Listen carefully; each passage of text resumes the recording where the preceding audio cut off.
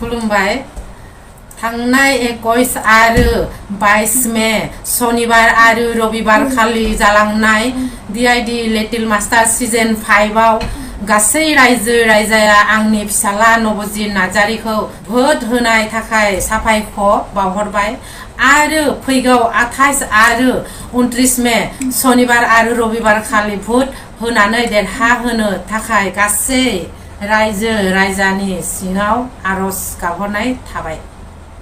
खुलुमबाय। जय बर' हारिनि जय।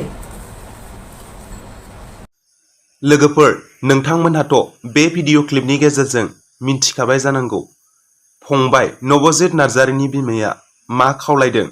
बेनि थाखायनो नोंथांमोनहाबो फैगौ सनिबार रबिबार एबा 28 आरो 29 मे खालि भट हरबावनो थाखाय थियारि जानानै थादो, जाहाथे फंबाय नबजित नार्जारीया बे बादायलायनायाव देरहासार जाबोनानै जोंनि बर' हारिनि मुंखौ गोजौ फारसे लांनो हायो।